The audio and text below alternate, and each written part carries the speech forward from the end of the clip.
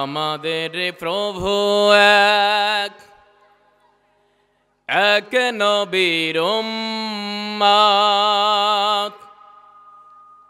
জীবন বিধান এক, ঐশী বাণী কোরআন। ঠিক কিনা? এটা আওয়াজকে বলতে হবে, ঠিক না বে ঠিক? আমাদের প্রভু এক এক নবীর উম্মত, জীবন বিধান এক, ঐশী বাণী কোরআন। তবে কেন এক নও হে মুসলমান, এক হও করিয়া আহ্বান। আমাদের প্রভু এক এক নবীর উম্মত, জীবন বিধান এক, ঐশী বাণী কোরআন। আমাদের প্রভু এক এক নবীর উম্মত, জীবন বিধান এক, ঐশী বাণী কোরআন। কোনো ব্যক্তির, কোনো গোষ্ঠীর বা কোনো দলের নয়। এই কোরআন কার? জবানটা খুলে বলেন, কার? এই কোরআন আল্লাহ তাআলার। আর আমরা কার গোলাম, কার বান্দা? তাহলে জমিন যার, এই কালামে হাকিম বা কালামে রব্বানিও তার। কথা বলেন, ঠিক না বে ঠিক? সমাজের কিছু মানুষ আছে যাদের চরিত্র দুই রকমের। কয় রকমের? আরো সহজ করে যদি বলি, সমাজের কিছু কিছু নেতা আছে যাদের চরিত্র দুই রকমের। কেমন? একটা হলো পাবলিক ক্যারেক্টার, আর একটা হলো পার্সোনাল ক্যারেক্টার। বুঝতে পারছেন কি? মানে একটা বাহ্যিক চেহারা সবাই দেখতে পায়। ফেসবুকে আপনি স্ট্যাটাস দিবেন, স্ট্যাটাস দিতে গিয়ে একটা সেটিংস আছে, সেটা হলো পাবলিক যদি আপনি লিখে দেন তাহলে সবাই দেখতে পায়, আর অনলি মি যদি দেন তাহলে কেউ দেখতে পারে। সমাজের মানুষের চরিত্র দুই রকমের। এক রকমের চরিত্রকে বলা হয় পাবলিক ক্যারেক্টার বা সমাজ সবাই দেখতে পারে। আর এক ধরনের মানুষের চরিত্র আছে যেই চরিত্রটা বাইরে এক রকমের, ভিতরে আর এক রকমের। কথা বলেন, ঠিক কিনা? আমরা গ্রামের ভাষায় বলি বাইরে হলো ফিটফাট, জোরে কোন, বাইরে ফিটফাট, ভিতরে সদরঘাট। বাইরে ফিটফাট, ভিতরে সদরঘাট। অর্থাৎ বাইরে এক রকমের, যখন তার কর্মীদের সঙ্গে উঠে বসা করে, ওরে বাপ রে বাপ, এর চেয়ে ভালো মানুষ আর নাই। কিন্তু ভিতরের যে অবস্থা দেখলেই সদরঘাটও ফেল মেরে দেয়। আওয়াজ তুলে বলেন, ঠিক বলছে না বেঠি? মনে রাখবেন, বাইরে ফিটফাট আর ভিতরে সদরঘাট। আমরা বাইরে ফিটফাট হব এবং ভিতরেও হব ফিটফাট। আমাদের অন্তরে ভয় থাকবে কার? আওয়াজ তুলে বলতে হবে, কার?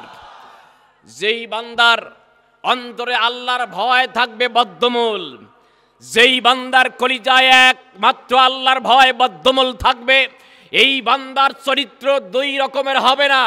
এই বান্দার চরিত্র বাইরেও যা, ভিতরেও তা। চিৎকার দিয়ে বলেন, ঠিক বলছে না বেঠে? সম্মানিত ভাইয়েরা, আমার আজকে আলোচনার বিষয় এটা যে বাইরে ফিটফাট, ভিতরে সদরঘাট। আমরা এরকম চরিত্র চাই না। আমরা চাই বাইরেও যা, ভিতরেও, যেটা বলেন, বাইরেও যা, ভিতরেও। কারা কারা এই বিষয়ে একটু সংক্ষিপ্ত আলোচনা শুনবেন? একটু আমাকে সহযোগিতা করতে হবে তাকবীর দিয়ে। লিল্লাহে তাকবীর, আর জোরে লিল্লাহে তাকবীর। ভাইরা আমার, যেই আয়াতে কারিমা আমি তেলাওয়াত করেছি, বিশ্বনবী জনাবে মুহাম্মদুল আরবি সাল্লাল্লাহু আলাইহি ওয়াসাল্লামের মাক্কি জীবনে যতগুলো সূরা নাজিল হয়েছে, যার অন্যতম একটি সূরা বানী ইসরাঈল। আল্লাহ রাব্বুল আলামিন আদম আলাইহিস সালাম থেকে শুরু করে বিশ্ব নবী পর্যন্ত যতগুলো নবী আলাইহিস সালামদেরকে প্রেরণ করেছে, নবীদের দায়িত্ব ছিল রাসূলাম মুবাশশিরিনা ওয়া মুনজিরিনা। আল্লাহ বলেন আমি নবীদেরকে প্রেরণ করেছি, উদ্দেশ্য ছিল দুইটা, তাদেরকে রাসূলাম মুবাশশিরিনা ওয়া মুনজিরিনা। আমি নবীদেরকে প্রেরণ করেছি, তারা সর্বপ্রথম মানুষকে সুপথ পরামর্শ দেয়, ভালো সুসংবাদ দেয়। মুবাশশিরিনা হিসেবে তারা প্রেরিত হয়েছে, অর্থাৎ ভালো সংবাদ দেয়, ভালো কথা বলে। নবীদের প্রথম নম্বর কর্মসূচি ছিল নবীরা মানুষকে সুসংবাদ দেয়, ভালো কথা বলে। আমি নিজে একজন শিক্ষক, আমরা যখন ছাত্রকে পড়াশোনা করাই, উদ্বুদ্ধ করি, ও শিক্ষার্থীরা সামনে এসএসসি বা দাখিল পরীক্ষা, যত ভালো লিখতে পারবা, যত ভালো পড়তে পারবা, লিখতে পারবা তত ভালো। আর ভালো লিখলেই তোমার জন্য ভালো রেজাল্ট জুটবে, প্লাস গোল্ডেন জিপিএ 5 জুটবে। তবে মনে রাখবা, আমার দেওয়া পরামর্শ, আমার দেওয়া সাজেশন যদি তুমি ফলো না করো, তাহলে এ প্লাস জুটবে না, বরং ফেল হওয়ার সম্ভাবনা আছে। এ কথার জন্য নিয়ে আসলাম, এ কারণেই উদাহরণ সেট করার জন্য নিয়ে আসলাম। আমরা যেমন একজন বাবা হয়ে সন্তানকে ভালো পরামর্শ দিয়ে থাকি, না মানলে তার জন্য কি হবে তা বলে থাকি। আমরা একজন শিক্ষক হিসেবে ভালো পরামর্শ দেই, না শুনলে, না মানলে তার ফলাফল কি হবে তার হুঁশিয়ারি বা তার ভীতি শঙ্কিত কথা আমরা বলে থাকি। আল্লাহ রাব্বুল আলামিন নবী আলাইহিস সালামদেরকে প্রেরণ করেছেন তারা সুসংবাদদাতা হিসাবে। যদি তারা কেউ নবীদের কাছ থেকে সুসংবাদ গ্রহণ না করে, আল্লাহ বলেন আমি নবীদেরকে এই দায়িত্ব দিয়েছি, সুসংবাদ গ্রহণ না করলে তাদের জন্য ভীতিসংকুল কথা তারা বলে দিবে, জাহান্নাম তাদের জন্য হয়ে যাবে ঠিকানা। চিৎকার দিয়ে বলেন নাউজুবিল্লাহ। ভাইরা আমার, তাহলে নবীদের দায়িত্ব ছিল প্রথমত দুইটা, তারা সুসংবাদ দেয়, ভীতি সন্ত্রস্ত করে, ভীতি প্রদর্শন করে। আল্লাহ রাব্বুল আলামিন বিশ্ব নবী জনাবে মুহাম্মদুল আরবি সাল্লাল্লাহু আলাইহি ওয়াসাল্লামকে পাঠিয়ে দিয়ে রাসূল মক্কার জীবনে অতিবাহিত করছেন। রাসূল সাল্লাল্লাহু আলাইহি ওয়াসাল্লাম আমার আপনার নবী, কলিজা টুকরা নবী, জান্নাতের চাবিওয়ালা নবী। আয়েশা সিদ্দিকা রাদিয়াল্লাহু তাআলা আনহা বর্ণনা করেন, রাসূল সাল্লাল্লাহু আলাইহি ওয়াসাল্লামের ব্যাপারে তিনি দৃষ্টান্ত দেন এভাবে, লানা শামসুন ওয়ালিল আফাকি শামসিন ওয়া শামসু আফদালুশ শামসিস সামাই। আল্লাহু আকবার কর। আয়েশা সিদ্দিকা রাদিয়াল্লাহু তাআলা আনহা বলেন, পৃথিবীর একটা সূর্য আছে, যেই সূর্য সকালবেলা উদিত হয়, হয় কি হয় না? জোরে কোন হয় কি হয় না? সকালবেলা উদিত হয়, আল্লাহ রাব্বুল আলামিন আবার সন্ধ্যাবেলা অস্তমিত করে দেয়। ধরে রাখেন, আল্লাহর বান্দার উপরে আল্লাহ রাব্বুল আলামিন দুই রকমের নিয়ামত প্রদর্শন করে থাকেন, দান করে থাকেন। এক রকমের নিয়ামতকে বলা হয় আর নিয়ামতে আম্মা, আর এক ধরনের নিয়ামত যাকে বলা নিয়ামতে খাসা, অর্থাৎ সর্বসাধারণের জন্য নিয়ামত আল্লাহ দিয়ে থাকেন। কি নামাজি, কি বেনামাজি, কি চাঁদাবাজি করা মানুষ, কি দুর্নীতিগ্রস্ত মানুষ, কি সুদারু, সে যেই কিসিমের মানুষ হোক না কেন, কি হিন্দু, কি বৌদ্ধ, কি খ্রিস্টান, তাম পৃথিবীর মানুষগুলোকে আল্লাহ তাআলা দুই রকমের নিয়ামত দিয়ে থাকেন। এক রকমের নিয়ামত সর্বসাধারণের জন্য, যেই নিয়ামতকে বলা হয় নিয়ামতে আম্মা। আর এক ধরনের নিয়ামত আল্লাহ সবার জন্য বরাদ্দ করে রাখেন না। যেই ব্যক্তিগুলো আল্লাহর প্রিয় বান্দা, যেই বান্দিগুলো আল্লাহর একান্ত প্রিয় বান্দা কিংবা বান্দি, এই সমস্ত বান্দা বান্দিদেরকে আল্লাহ তাআলা নিয়ামত দিয়ে ধন্য করে থাকেন। যেই নিয়ামতগুলোকে বলা হয় নিয়ামতে খাসা। চিৎকার দিয়ে বলেন সুবহানাল্লাহ। ইমাম সাহেবকে ডাক দিয়ে দোয়া করায় অনেকে, হুজুর দোয়া করেন, আমার বাবা মারা গেছে 1 বছর হলো, কিন্তু নিজে কখনো মসজিদের বারান্দাতেও যায় আছে না নাই? ইমাম সাহেবকে ডাক দিয়ে দাওয়াত খাওয়ার হাদিয়া দেন, দেন বাবা, আমার আপত্তি নাই। কিন্তু বাস্তবতা হলো ইমাম সাহেবের দোয়া কবুল হতেও পারে, না হতে পারে। ঠিক কিনা? একটু আস্তে কম, ঠিক না বে ঠিক? আমি নিজেও ইমামতি করি, গুমর ফাঁস করে দিলাম। ইমাম সাহেবের দোয়া অর্ধেক কবুল হওয়ার সম্ভাবনা আছে, অর্ধেক নাই। কিন্তু সন্তান যখন বাবার জন্য, মায়ের জন্য দোয়া করে 100% কবুল করবে কে? আওয়াজ তুলে বলতে হবে কে? আমরা যেখানে লাভ বেশি সেখানে যাই না। ইমাম সাহেব এক পর্যায়ে গিয়ে দোয়া করে, আল্লাহ খাস করে ফরিয়াদ জানাই, বলে না ভাই? বলে কি বলে না? খাস মানে স্পেশালি দোয়া, যাতে হাদিয়া বেশি পাওয়া যায়। ইমাম সাহেব দোয়া করতেছি, জান্নাতে পৌঁছায় দিচ্ছি। সম্মানিত ভাইয়েরা, আল্লাহর বান্দা, এমন কিছু বান্দা আছে তাদের কপালে আল্লাহর পক্ষ থেকে এই খাস নেয়ামত এখনো জোটে নাই, অঢেল সম্পদের মালিক, কিন্তু মক্কা মদিনা যাওয়ার সুযোগ হয়। আছে না নাই? আরো জোরে বলতে হবে, আছে না নাই? অনেকে দুনিয়ার থেকে বিদায় হয়ে গিয়েছে, কিন্তু হজ তার কপালে জোটে নাই।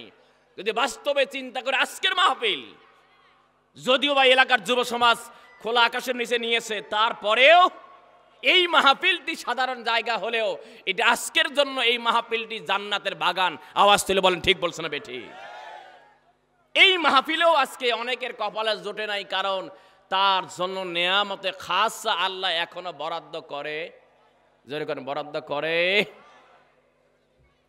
এটা হলো নেয়ামতে খাস। আর এক ধরনের নেয়ামত যাকে বলে আর নেয়ামতে আম্মা, যে কথা বলেছিলাম, সূর্য ওঠা আর ডোবার দায়িত্ব যদি কোনো সরকারকে দেওয়া হতো, মানে মারাত্মক ব্যাপার। দেখুন, আমেরিকার সরকারকে যদি দেওয়া হতো যে সূর্য ওঠা আর ডোবা, যেহেতু গোটা বিশ্বের সর্বশক্তিশালী দেশ হলো আমেরিকা, ওই দেশের সরকারকে দেওয়া হোক, সূর্য উঠাবে আর ডুবাবে সুইচটা তার হাতে। আমেরিকা চিন্তা করতো যে কোন দেশে মুসলমান বেশি। এই দেশে মাসকা মাস, বছর কা বছর লাইট অফ করে বন্ধ করে, কথা বলেন ঠিক না বে ঠিক?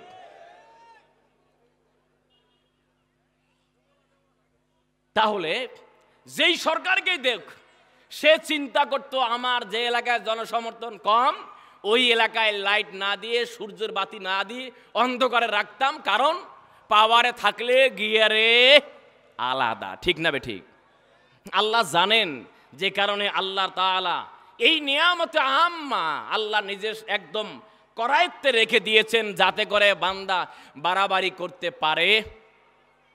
ভাইরা আমার, আয়েশা সিদ্দিকা রাদিয়াল্লাহু তাআলা আনহা বলতেছিলেন, লানা শামসুন ওয়ালিল আফাকি শামসিন, পৃথিবীর একটা সূর্য আছে, আর তিনি বলছেন আমারও একটা সূর্য আছে।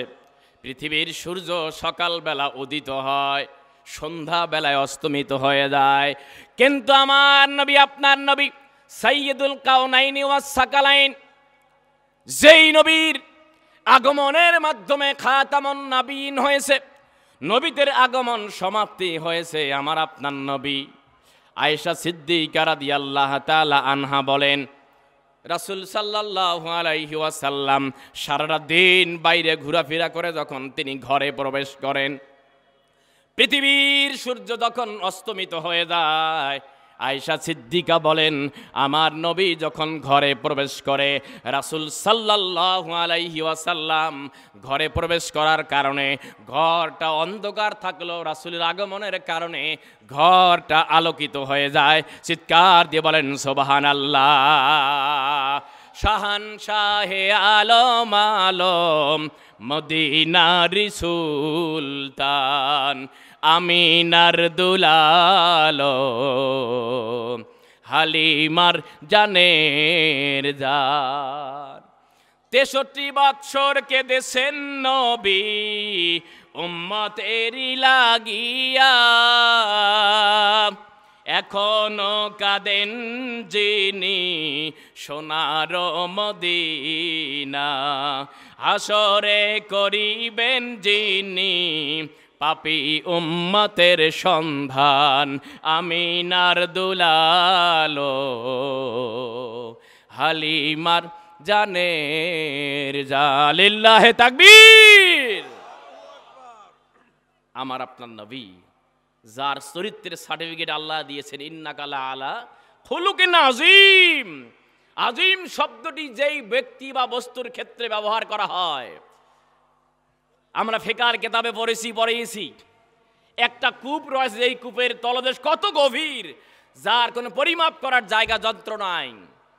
মুফাসসিরিনে কেরাম বলেন আল্লাহ নবীর কাছে, আল্লাহ নবীর চরিত্র বর্ণনা করতে গিয়ে আযীম শব্দটি প্রমাণ করে দেয় পৃথিবীতে রাসূলের চরিত্রের মতো আর কোনো চরিত্রবান ব্যক্তি হতে পারে। সুবহানাল্লাহ। ভাইরা আমার, আয়েশা সিদ্দিকা রাদিয়াল্লাহু তাআলা আনহাকে জিজ্ঞেস করা হয়েছিল আল্লাহ নবীর চরিত্র কেমন। মা আয়েশা সিদ্দিকা রাদিয়াল্লাহু তাআলা আনহা জবাব দিলেন, ও নবীর সাহাবীরা রে, তোমরা কি কোরআনুল কারীম খুলে খুলে পড়োনি? বলেছে, হ্যাঁ, আমরা তো কোরআনুল কারীম পড়াশোনা করি বা পড়ি। আয়েশা সিদ্দিকা রাদিয়াল্লাহু তাআলা আনহা সাহাবায়ে কিরামদেরকে বলে দিলেন, ও আমার সাহাবীরা রে, তোমরা যা কোরআনুল কারীমে পড়েছো, আমার নবীর গোটা চরিত্রখানা কোরআনুল কারীম দ্বারা সাজানো হয়েছে। চিৎকার দিয়ে বলেন সুবহানাল্লাহ। ভাইরা আমার, তাহলে আমার আলোচনার দিকে সামনে আগাই। আমরা বাইরে ফিটফাট নয়, ভিতরে ফিটফাট হব। শুধুমাত্র বাইরে ফিটফাট হব না, ভিতর এবং বাহির আমাদের হতে হবে এক রকমের চরিত্র হতে হবে। আমি যেই আয়াতে কারিমা তেলাওয়াত করেছি, কাল কিয়ামতের দিন, মুসিবতের দিন, যেই দিন আল্লাহ রাব্বুল আলামিন আরশের ছায়া ছাড়া কোনো ছায়ার ব্যবস্থা রাখবেন না, আরশের ছায়া ছাড়া আর কোনো ছায়া থাকবে না, বান্দার মাথার মগজটা ফেটে ফেটে টকবক টকবক করতে থাকবে। আল্লাহ রাব্বুল আলামিন আরশের ছায়াখানা কোনো ছায়ার ব্যবস্থা করবেন না। সেই দিন সূর্যের পর্দাকে খুলে দেওয়া হবে, এক বিগত কিংবা সোয়া বিগত বা একেবারে কাছাকাছি দূরত্ব বজায় রেখে আল্লাহ রাব্বুল আলামিন সূর্যের পর্দাটাকে খুলে দেবেন আমার আপনার মাথার উপরে, এমনভাবে তাপ দিতে থাকবে। যদি আপনার আমল আখলাক ভালো হয়, আমার আল্লাহ যে উদ্দেশ্যে সৃষ্টি করেছেন, আল্লাযী খালাকাল মাউতা ওয়াল হায়াতা লিয়াবলুয়াকুম আইয়ুকুম আহসানু আমালা। আল্লাহু আকবার কোন। আল্লাহ হায়াত দিয়েছেন, মউত দিয়েছেন, লিয়াবলুয়াকুম, পরীক্ষা করার জন্য। আল্লাহ দেখতে চায় যে আল্লাহর বান্দা কে কতটুকু আমল নিয়ে আসে। চিৎকার আল্লাহু আকবার, নারায়ে তাকবীর, নারায়ে তাকবীর। আজি সোহেল ভাইয়ের আগমন, লিল্লাহে তাকবীর, নারায়ে তাকবীর। ভাইরা আমার, ও গাবতলা কচকাড়ার ভাইয়েরা কান লাগান। আল্লাহ এভাবে বলছেন, ইয়াউমা নাদউ কুল্লা উনাসিম বিইমামিহিম ফামান উতিয়া কিতাবাহু বিয়ামিনিহি ফাউলাইকা ইয়াকরাউনা কিতাবাহুম ওয়ালা ইয়াজলামুনা ফাতিলা। আল্লাহু আকবার কোন। বান্দা যখন আল্লাহর কালামের তেলাওয়াত শুনে ঈমান বাড়ে না কমে? একটু আস্তে কোন, বাড়ে না কমে? যদি আপনার ঈমান বাড়ে, তাহলে বুঝে নিতে হবে আপনার ঈমানের মানদণ্ডে আপনি ঠিক আছেন। আল্লাহ রাব্বুল আলামিন বলেছেন, ওয়াইজা তুলিয়াত আলাইহিম আয়াতুহু যাদাতহুম ঈমানান। ঈমানদার তো সে যে আল্লাহর কালামের তেলাওয়াত, আল্লাহর কালামের আলোচনা শুনলে ঈমান বৃদ্ধি পায়। যদি বৃদ্ধি পায় তাহলে আপনি ঈমানদার। আর যে আপনার আজকের এই আলোচনা শোনার পরে ঈমান আপনার বৃদ্ধি না পায়, তাহলে বুঝে নিতে হবে যার ঈমান বাড়বে না, সে ঈমান বেশে সে মুনাফিক। আওয়াজ তুলে বলেন, ঠিক বলছ না বেঠে? এই জন্য ঈমানদার আল্লাহর কালাম শোনার পরেই বরত্ব ঘোষণা করা দরকার। কার? জোরে বলতে হবে কার? আরো জোরে বলেন কার? হ্যাঁ, আমরা এক সময় আল্লাহু আকবার তাকবীর ধ্বনিটাও ভালোভাবে দিতে পারতাম না, কারণ এই ধ্বনি দিলেই ট্যাগ লাগাতো। কথা বলেন ঠিক না বেঠিক? আমি শুনতে চাই, বিনয়ের সহিত শুনতে চাই, জন্মের পরে বরত্ব ঘোষণা করা হয়েছে কার? জোরে বলতে হবে কার? জন্মের পরেই যার বরত্ব ঘোষণা করলাম, জীবনে যে নামাজি হন না কেন, যদি মুসলমান হন, সাপ্তাহিক নামাজি অথবা বাৎসরিক নামাজি অথবা পাঞ্জেগানা নামাজি যেই হন না কেন, নামাজি তিন তরিকার, এই তিন তরিকার যেই হন, যখন নামাজে দাঁড়াই বরত্ব ঘোষণা করি কার? জোরে বলেন কার? জীবনের শেষ নামাজ, জীবনের শেষ নামাজ সালাতুল জানাজা, এই জানাজার নামাজে বরত্ব ঘোষণা করা হয় কার? তাহলে জীবনের সকল ক্ষেত্রে বরত্ব ঘোষণা হবে তার, যিনি আমাদের খালিক, যিনি আমাদের মালিক, যিনি আমাদের স্রষ্টা, যিনি আমাদের আইনদাতা। আওয়াজ তুলে বলেন ঠিক বলছে না বেঠে? ভাইরা আমার, আল্লাহ রাব্বুল আলামিন বলছেন, ইয়াউমা নাদউ কুল্লা উনাসিম বিইমামিহিম। আল্লাহ বলেন, বান্দা, সেই দিন ডাকা হবে মানুষকে, কুল্লা উনাসিন, সকল মানুষকে আহ্বান করা হবে, যেই দিন হবেন আমার আল্লাহ প্রধান বিচারক আর বিশ্ব নবী, যিনি হবেন অ্যাটর্নি জেনারেল, দেশের একজন সর্বোচ্চ ব্যক্তি থাকেন, যিনি সরাসরি প্রধান বিচারপতির সাথে কথোপকথন করেন। আল্লাহ দরবারে সরাসরি কথোপকথন করার পাওয়ার পাবেন আমার আপনার নবী রাসূল সাল্লাল্লাহু আলাইহি ওয়াসাল্লাম, এবং আল্লাহ হবেন প্রধান বিচারক, যেই বিচারকগুলোর কাছে কোনো রকমের দুনিয়ার বিচারকরা যেমন এমন বিচারক রয়েছে, টেলিফোনের মাধ্যমে মন করা সিদ্ধান্ত দিয়ে দেয়, এমন বিচার হয়েছে কি হয় নাই? এই যে আজকে আমাদের বিনিয়ামিন মোল্লা ভাই আসবে হয়তো, তিনি আজকের মাহফিলে বলেছেন আমাকে 7 মাস জেলখানায় বন্দি করে রাখা হয়েছিল। কি তার অপরাধ? অপরাধ শুধু একটা, জালেমের বিরুদ্ধে ঐক্যবদ্ধ হয়েছে। কথা বলেন ঠিক কিনা? এই জন্য জালেমের বিরুদ্ধে ঐক্যবদ্ধ আন্দোলন করতে হবে, যে রকমের জালেম হোক না কেন, জালেমের বিরুদ্ধে আমাদের ঐক্যমত্য হতে হবে। কারণ মাজলুমের ফরিয়াদ আল্লাহ তাআলা কখনো ফিরায় দেয় না। ও ভাইয়েরা, কান লাগান, কিয়ামতের দিন ডাকা হবে মানুষগুলোকে, গোটা পৃথিবীর মানুষগুলোকে একত্রিত করা হবে সেই হাসরের ময়দানে। যেই দিন আমার আল্লাহ সূর্যের ছায়াকে খুলে দেবেন একেবারে, মাথার মগজগুলো ফেটে ফেটে টকবক টকবক করতে থাকবে, সেই দিন প্রথম তালিকার মানুষগুলোকে স্থান দেবেন যারা ইমামুন আদিলুন, যারা ন্যায় বিচারক বাদশাহ। চিৎকার দিয়ে বলেন সুবহানাল্লাহ। অর্থাৎ ফার্স্ট ক্লাস আরশের ছায়ায় স্থান পাওয়া ব্যক্তি হবেন তারা, যারা বিচার করে, যেই সমস্ত বিচারকরা, যেই সমস্ত রাষ্ট্রপ্রধানরা, যেই সমস্ত বাড়ির প্রধানেরা, অথবা যেই সমস্ত যে স্থানের যেই ক্যাটাগরির বিচারক হোক না কেন, যেই বিচারকরা ন্যায় বিচার, ন্যায় এবং ইনসাফ ভিত্তিক সমাজ কায়েম করতে চায়, তাদেরকেই আরশের ছায়ায় স্থান দেবে কে? আরো জবানটা খুলে বলতে হবে কে? আমাদের শিক্ষার্থীদের দাবি ছিল বৈষম্যহীন সমাজ ব্যবস্থা বিনির্মাণ করা। এই আল্লাহ রাব্বুল আলামিন এই কোরআন কারিমে ১৫০০ বছর আগে যেই সময়ে চুরি, ডাকাতি, ছিনতাই, রাহাজানি, কন্যা সন্তানকে জীবন্ত কবর এবং অবাধ্য স্ত্রীদেরকে ঘোড়ার লেজের সঙ্গে বেঁধে ঘোড়াকে হাঁকিয়ে দেওয়া হতো, আর যেই সময়ের জীবিকা নির্বাহের প্রধান মাধ্যম ছিল লুটতরাজ করা, লুটেপুটে খাওয়া, ওই সমাজকে পরিবর্তন করার জন্য আল্লাহর নবী এই কোরআন দ্বারা চেষ্টা করেছিলেন। কথা বলেন ঠিক কিনা? একটু আস্তে বলতে হবে, ঠিক না বে ঠিক? মনে রাখবেন, স্বাধীনতার ৭১ সাল থেকে আজ অবধি যে বাজারা ক্ষমতায় আসছে, আসলো, গেল, যাবে, এইভাবে যারাই আসুক, যতদিন পর্যন্ত আল্লাহর কালাম দ্বারা দেশ পরিচালিত হবে না, ততদিন পর্যন্ত সমাজ পরিবর্তন হবে।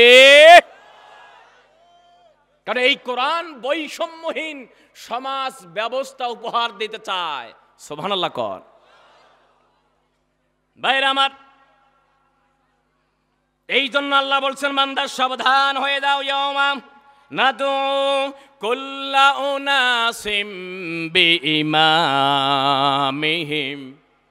কিয়ামতের দিন তাম পৃথিবীর মানুষগুলোকে ডাকা হবে তার নেতা সহ।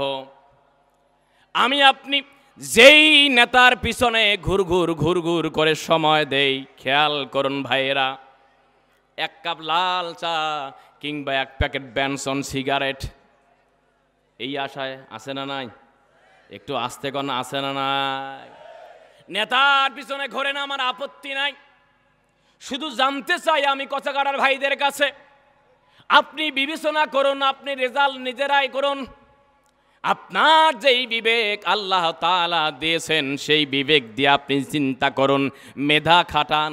আপনি যেই নেতার পিছনে আপনি ঘুরঘুর করেন, যেই নেতার নামাজ পড়ে, নামাজের ধার ধারে না, কোরআন তেলাওয়াত জানে না, হাদিস পড়া জানে না, নামাজ পড়ে না, হালাল নাই হারাম নাই, পরিবারে পর্দা নাই, এমন নেতা আছে না নাই?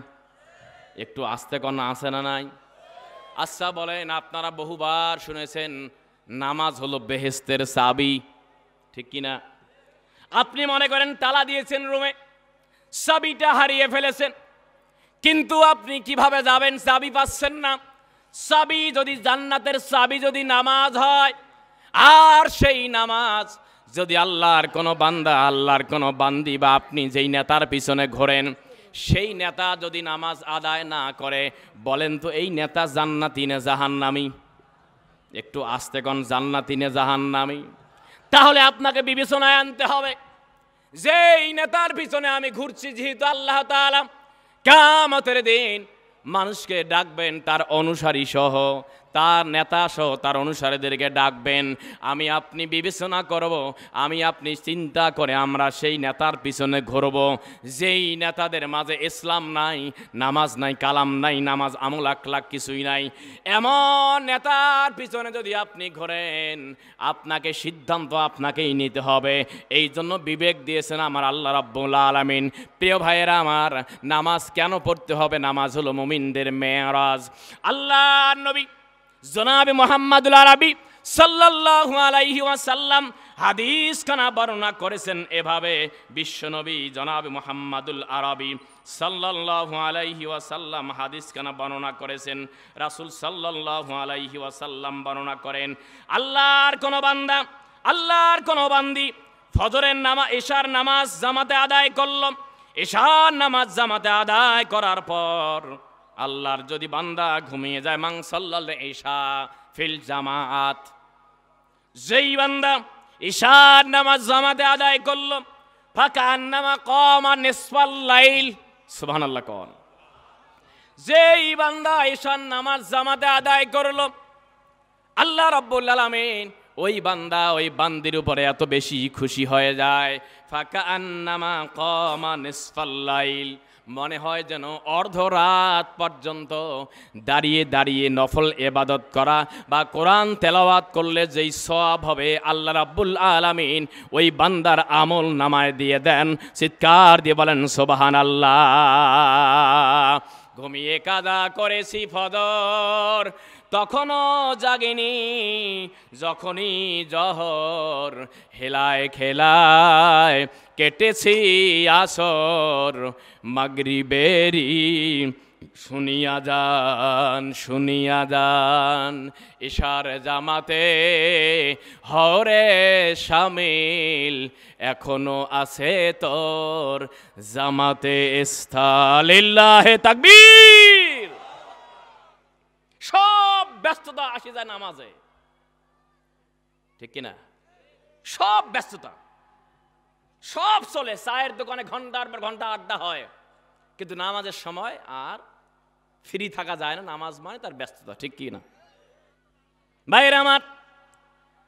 হাদিস শুনে রাসূল বলেন, ওমান সাল্লাল সুবহা ফিল জামাতে, যেই বান্দা ঈশার নামাজ পড়ে ঘুমিয়ে যায়, আবার ফজরের নামাজ জামাতে আদায় করে, জামাতে আদায় করলে রাত 12টার পর ফজরের আগ পর্যন্ত কোনো বান্দা তাহাজ্জুদ বিল লাইল করলো, কোরআন তেলাওয়াত করলো, নফল কোনো তাসবিহ তাহলিল আদায় করলো, রাসূল বর্ণনা করেন যেই বান্দা ঈশার নামাজ জামাতে ঘুমালো, নামাজ জামাতে আদায় করে ঘুমিয়ে পড়লো এবং ফজরের নামাজ জামাতে আদায় করলো, আল্লাহ রাব্বুল আলামিন গোটা রাত নফল ইবাদত করার সওয়াব তার আমল নামায় দিয়ে দেয়। চিৎকার দিয়ে বলেন সুবহানাল্লাহ। বন্ধুরা আমার, কান লাগান, নামাজিদের মাঝে এমন কিছু নামাজি রয়েছে যেই নামাজিদেরকে বলা হয় মুনাফিক নামাজি। এটা আবার কেমন কথা? মুনাফিক নামাজি তাকে বলা হয় নামাজের দাঁড়ানোর সময় এমন একটা ভাবসাব মনে হয় যে কত যে বিরক্ত, নামাজে দাঁড়াচ্ছে আল্লাহু আকবার গোয়া, হাত কোথায় দিয়েছে কিছু দেখার সুযোগ নাই, আদায় করে মসজিদের বড় চেয়ার কিংবা নির্বাচন করবে, জুব্বা গায়ে দেয়, পাঞ্জাবি গায়ে দেয়, টুপি মাথায় দেয়, ওয়াক্ত মতো নামাজ আদায় করে। নিয়তটা কি জানি না, তবে যদি দেখানোর জন্য নামাজি হয় বুঝে নিতে হবে এই নামাজি দেখানো নামাজি মানে মুনাফিক চরিত্রের নামাজি। চিৎকার দিয়ে বলেন ঠিক কিনা ভাইরা আমার? আর এক ধরনের নামাজি রয়েছে যাদেরকে মুনাফিক নামাজি বলা হয়, যেই ব্যক্তি ইচ্ছাকৃত নামাজে দেরি করে। আছে না নাই? নামাজের ওয়াক্ত জোহরের নামাজ পড়তে এমন একটা অবস্থায় মুয়াজ্জিন সাহেব উজু করার জন্য পানি নিচ্ছে, আজান দেবে আসরের, সব ব্যস্ততা হয় কোথায়?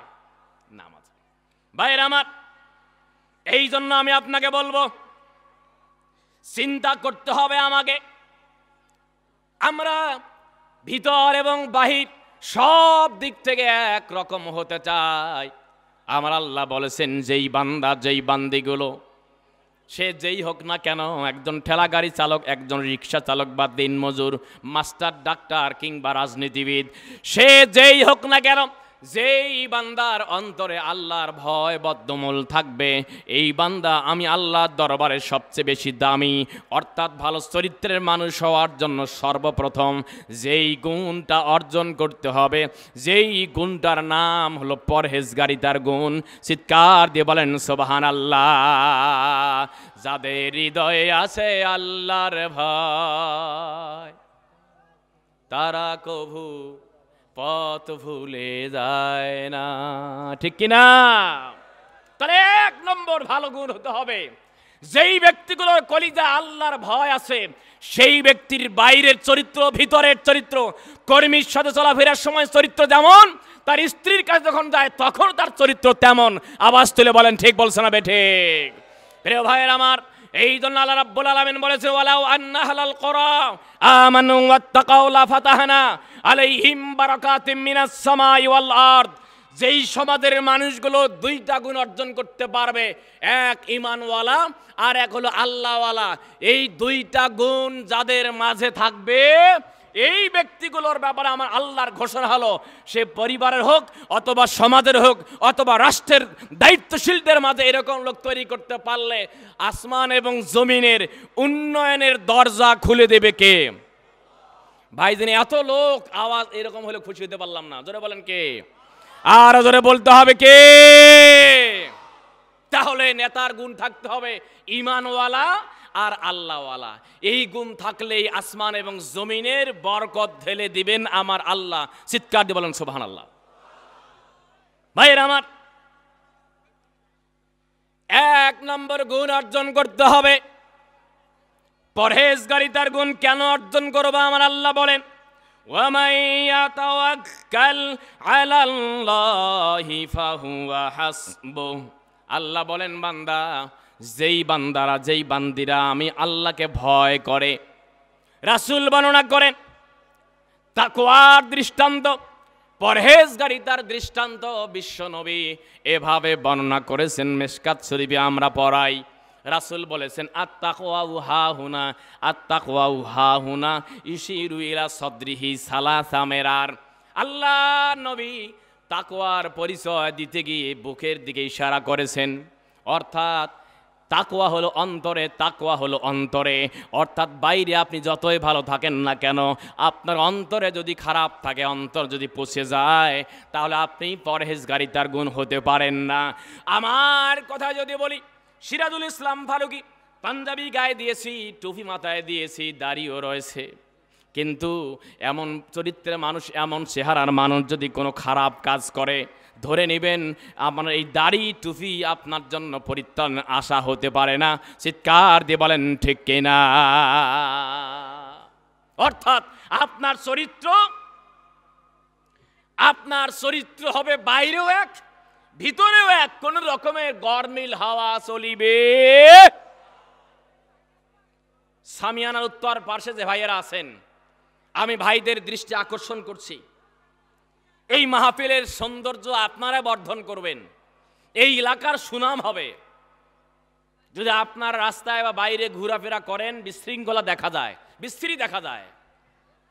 এই জন্য আমি অনুরোধ করছি, বামে ডানে বামে চতুর্দিকে লোকজনের জায়গা আছে এখনো, আর কয়েক মিনিটের মধ্যে জায়গাও পাবেন না বসার। এই জন্য আমি অনুরোধ করছি যারা দাঁড়িয়ে আছেন, সামনে এসে জায়গা করে নেন।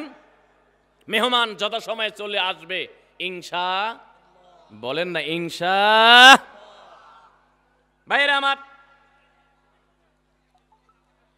হযরত আলী রাদিয়াল্লাহু তাআলা আনহু পরহেজগারিতার গুণ বর্ণনা করেছেন এভাবে: 1 নম্বর কোয়ালিটি ওয়াল খাউফি মিনাল জালিল, যেই বান্দা, যেই বান্দির অন্তরে ভয় থাকবে আল্লাহ তাআলার, সে কোয়ালিটি সম্পন্ন।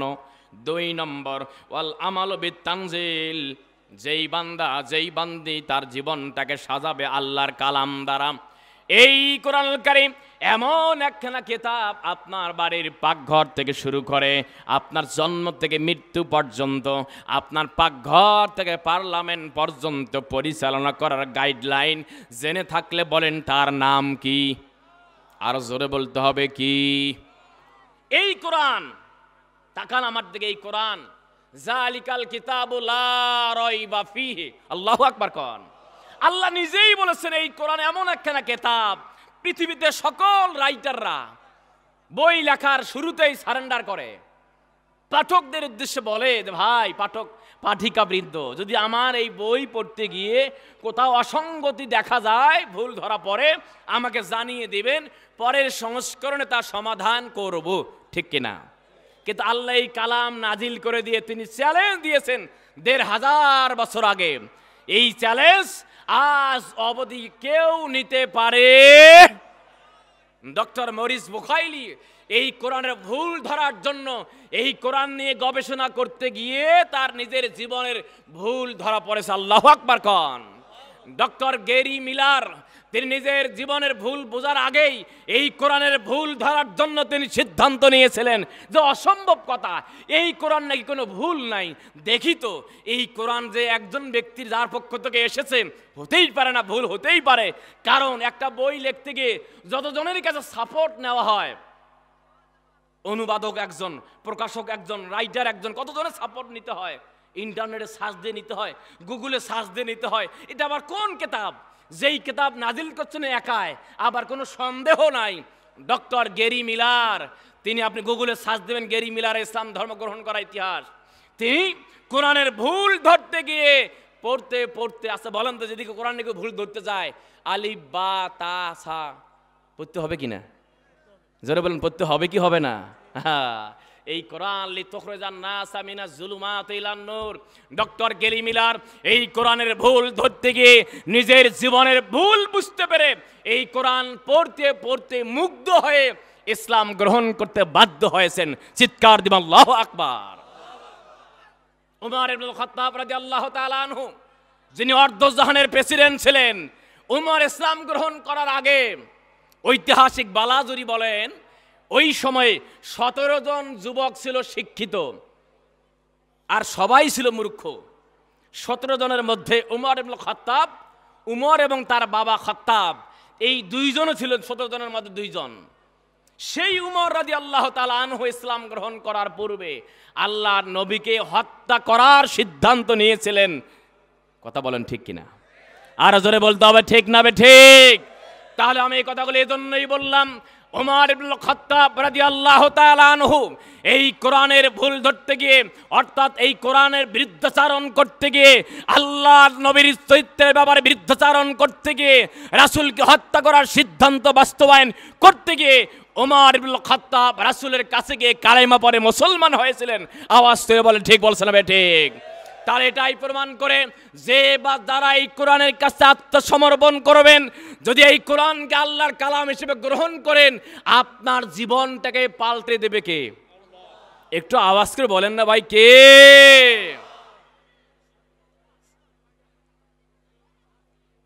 ভাইরা আমার, ওমর ইবনুল খাত্তাব রাদিয়াল্লাহু তাআলা আনহুর জামানায় একজন ব্যক্তির ব্যাপারে বলতেই হয়। ওমর ইবনুল খাত্তাব তিনি একজন রাষ্ট্রনায়ক, অর্ধজাহানের প্রেসিডেন্ট। ওমর ইবনুল খাত্তাব রাদিয়াল্লাহু তাআলা আনহু তিনি এমন একজন শাসক যিনি দিনের বেলা রাষ্ট্র পরিচালনা করেন, রাত্রিবেলায় বিভিন্ন সময় ছদ্মবেশ ধারণ করে বের হন। ওমর ইবনুল খাত্তাব রাদিয়াল্লাহু তাআলা আনহু বিভিন্ন এলাকায় প্রজা সাধারণের খোঁজ খবর নেয়। আমার দেশের নেতাদের চরিত্র হলো নির্বাচনের আগে আগে খোঁজ খবর নেয়, নির্বাচন যখন হয়ে যায় 5 বছর পর্যন্ত খুঁজে পাওয়া যায় না, এমন নেতাও সমাজে আছে না না?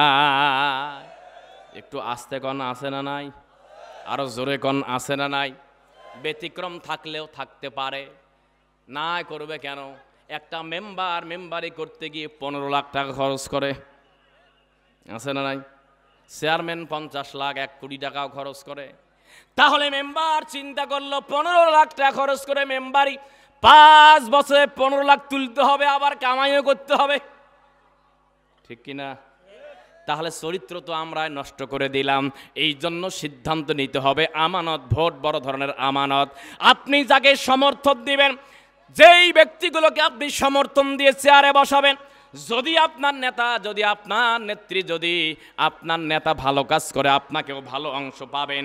আমার বক্তব্য নয়, আমার আল্লাহ বলেন, মাইয়াশফা শাফাআতান হাসানাতান ইয়াকুন লাহু নাসিবুম মিনহা ওয়া মাইয়াশফা শাফাআতান সাইয়্যাতান ইয়াকুন লাহু কিফলুম মিনহা ওয়া কানা আল্লাহু আলা কুল্লি শাইইন মুকিতা।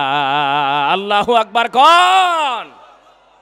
পৃথিবীতে আমি আপনি আমার বাবা মাকে অস্বীকার করতে পারি, ভাইকে অস্বীকার করতে পারি, আল্লাহকে অস্বীকার করে নাস্তিক হতে পারেন, কিন্তু কবরে যাবেন না এই অস্বীকার করার কোনো সুযোগ, যেটা বলেন সুযোগ নাই।